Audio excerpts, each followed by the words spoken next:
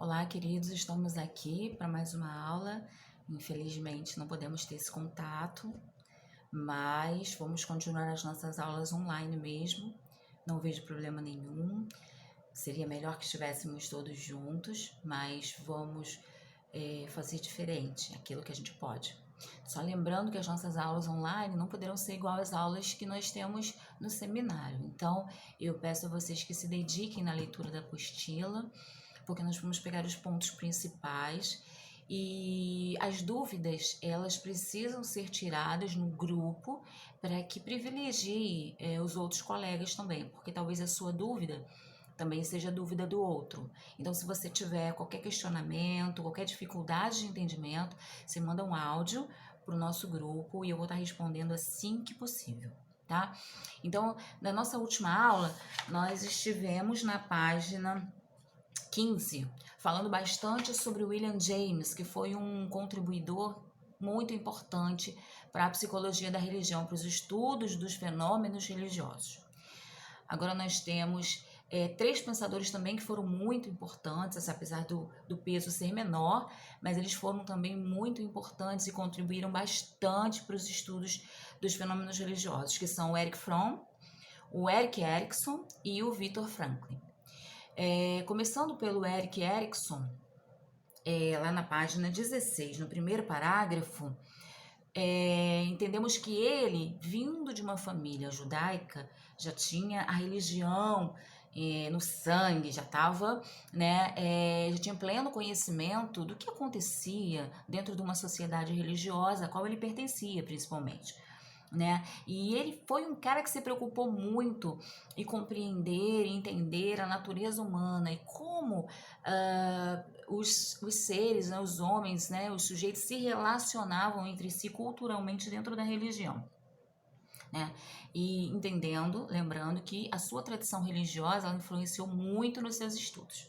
Tá? Um outro pensador muito importante foi o Erik Erikson. E ele tinha um traço psicanalista, né? Assim como o próprio Erich Fromm, que fez uma releitura das obras de Freud, o Erik Erikson também, mas teve um componente mais psicanalítico ainda do que o Erich Fromm. Então, o Erik Erikson ele se dedicou em analisar bastante a questão da adolescência, a questão da juventude, a questão das etapas dos desenvolvimentos da criança e da adolescência.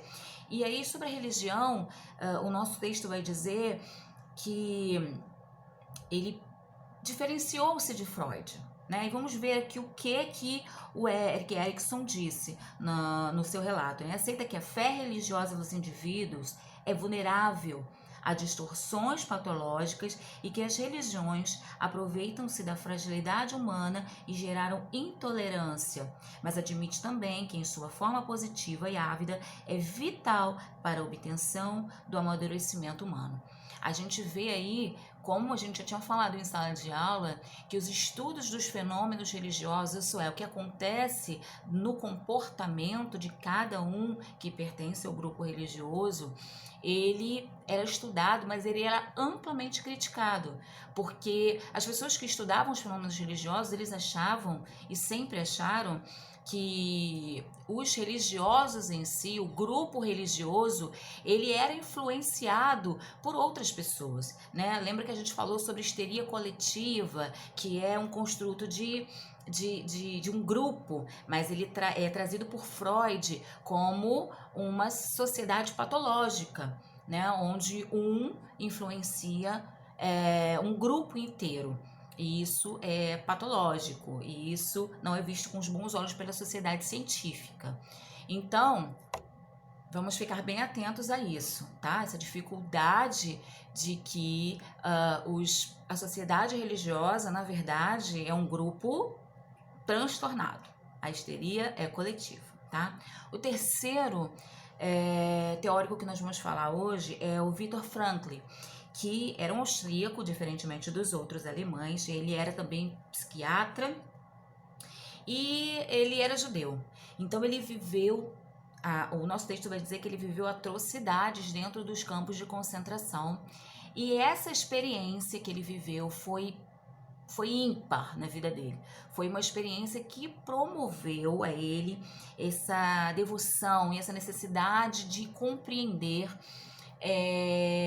o sofrimento, compreender como o ser humano lida com o sofrimento e como muitos conseguem superar esses momentos de dificuldade, de tristeza, e como outros não conseguem superar.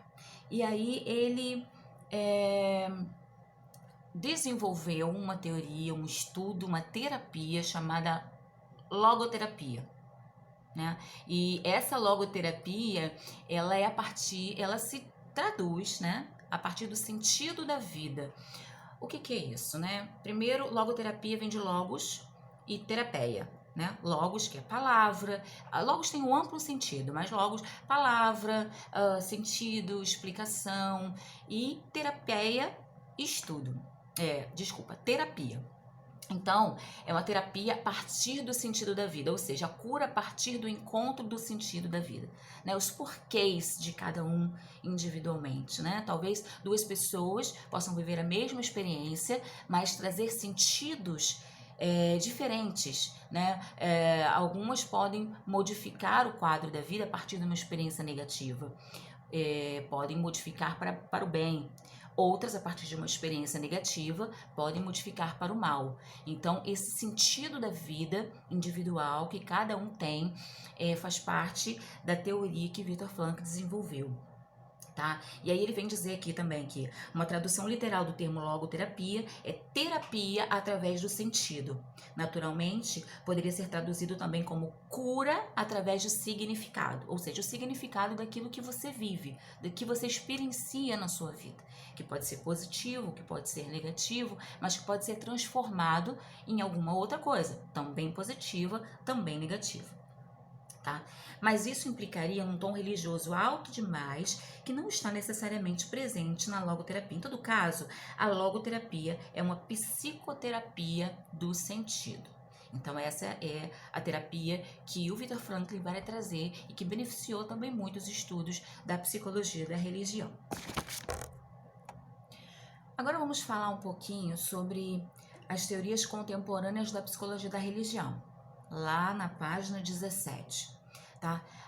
A primeira teoria é a psicologia narrativa. Nós vamos falar da psicologia narrativa entendendo que as experiências individuais são importantes para a cura, ou seja, a história que nós contamos sobre nós mesmos. Freud vai se apropriar muito da psicologia narrativa.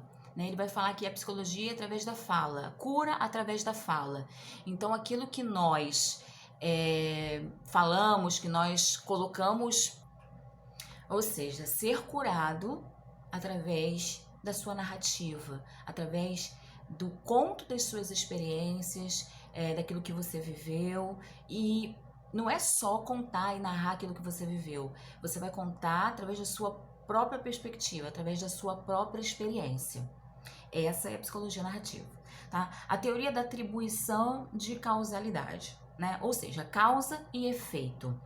Mas o que é isso, né? Os efeitos e as causas, né? Eles podem ser internos, eles podem ser externos, né? O que acontece comigo? O que eu vou dizer para alguém que me machucou? Ou o que eu vou dizer para outra pessoa de alguém que me machucou? Será que a culpada foi eu?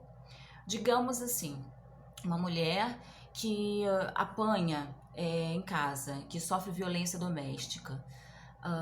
Em muitos momentos, essa mulher ela não tem forças para pedir ajuda. E a gente fica se perguntando por que acontece isso, né? Nós vivemos no século XXI e aí uma modernidade, pessoas avisando, olha, peçam ajuda, peçam auxílio, não se deixem ser subordinados por esse tipo de relação doentia. Mas em muitos momentos, essas mulheres se sentem culpadas. Por que eu estou sofrendo essa violência? A culpa é minha. É porque eu sou uma péssima esposa, é porque eu sou uma péssima mãe. Nós ouvimos narrações de mulheres falando a respeito disso com tanta propriedade que você quase acredita. Então, talvez eu apanhe porque a culpa é minha, porque eu errei, porque eu não fui boa o suficiente. E um outro exemplo sobre atribuição de causalidade é a história que eu vi uns dias passados sobre dois irmãos que começaram a trabalhar em uma fábrica, em uma empresa. E eles começaram a trabalhar como faxineiros. E trabalhavam bastante, trabalhavam de sol a sol. De repente surgiu uma oportunidade de estudo, terminar o ensino médio. E aí eles colocaram lá no quadro de avisos, assim, curso depois do expediente. E aí um dos irmãos começou a estudar. E aí o outro falou, você vai ficar aí estudando? Nossa, mas a gente tá cansado, vamos pra casa, quero jogar um videogame, jogar uma bola, ver uma televisão, você vai ficar aí? Ah não, eu vou começar a estudar. E aí começou a estudar. E aí, passando meses e anos, e o irmão que começou a estudar, ele começou a progredir, começou a crescer no trabalho, começou a ser convidado, né, promovido para um cargo melhor a cada ano. E o outro irmão continuou como faxineiro. Um belo dia, esse irmão que estudava, sempre estudou e começou a se apropriar dos cursos de inglês, de informática, e foi promovido a diretor. E um dia deram uma festa para o dia da promoção dele, diretor. E o irmão dele estava lá. E um dos funcionários falou, poxa, que bom, né, a história dele, ele veio de baixo, agora ele é um diretor da empresa, eu sei disso. O irmão dele disse, eu sei disso, ele se esforçou bastante, mas foi muita sorte, ele teve muita sorte.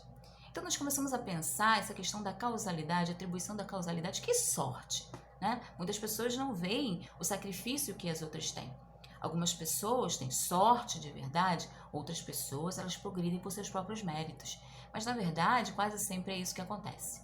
As pessoas crescem e as outras pessoas acham que foi sorte. Então a causa foi interna, ele cresceu por ele mesmo, porque o próprio irmão continuou no mesmo setor que estava. Então assim, a atribuição da causalidade, ela tem a ver com o quê? Com a percepção de cada um, né? Vamos lá. Teoria das representações sociais, né? Proposta por Sergei Moscovitch. Ela visa entender valores, ideias e práticas que orientam as pessoas em seu mundo material e social. Ela tem a ver com a cultura do indivíduo, a cultura de cada pessoa, a cultura pertencente a cada um. Aí eu separei aqui uma ideia a respeito que eu vi há uns dias atrás na rede social, a respeito da China. Lá na China eles comem cachorros, né? E aí eu vi um rapaz cozinhando um cachorro, ele colocou o cachorro num tacho de óleo quente e ele começou a fritar o cachorro como se fosse um pastel. E aí muitas pessoas comentando esse vídeo, dizendo atrocidades a respeito. E aquele homem estava fazendo, promovendo atrocidades, uma barbárie, estava fritando o cachorro vivo, gritando, enfim. E aí a gente começa a pensar que tipo de sociedade eles estão inseridos, que é uma questão cultural, todos nós entendemos que é. Né? Assim como nós comemos o bife, a carne, né? Talvez para os indianos possa ser um sacrilégio terrível, a gente come carne, para eles lá é um animal sagrado. Então, tudo que nós fazemos, ele está envolto numa aura cultural. Ou seja, o que é apropriado para cada um? Não sei, depende da sua própria cultura. Então, o que ele quer dizer aqui, teoria das representações sociais. Nós, por exemplo, nascemos em berço, talvez evangélico, muitos nasceram, talvez alguns podem ter nascido em berço kardecista. Para eles, que nasceram em berço kardecista, tudo que acontece lá é normal. Para nós, o que acontece aqui no nosso berço evangélico, né, protestante, é normal. Talvez para eles, a nossa prática protestante possa ser uma aberração, possa ser estranho. Nossa, eles passam o domingo inteiro na igreja, que absurdo. Eles não vivem a vida, eles não aproveitam a vida, ficam na igreja. Para nós é uma coisa normal, natural de acontecer. Então, isso tem a ver com as representações sociais, ou seja, aquilo que a gente aprende desde pequeno, que também tem a ver com o próximo tópico, que é psicologia cultural e religião. O que está dentro da cultura? Né? O homem, ele é um ser cultural, ou seja, o homem está inserido dentro da sociedade desde que ele nasce. Então, qual é o sentido que a religião tem para sua própria cultura? para o meio em que ele vive. Então, a teoria das representações sociais e a psicologia cultural, num sentido amplo da cultura religiosa, eles estão interligados, tá? Eles têm muito a ver. E agora, os pontos que nós vamos levantar, eu vou fazer um outro vídeo para falar sobre eles, para não ficar muito longo. Esse aqui já está com 15 minutos. Nós vamos continuar na página 17, vamos falar sobre as teorias psicológicas de Freud e Jung. Lembro vocês, qualquer dúvida, enviem para mim, que eu vou enviar em áudio, que eu vou responder em áudio também assim que eu puder, tá bom? Até mais. Tchau, tchau.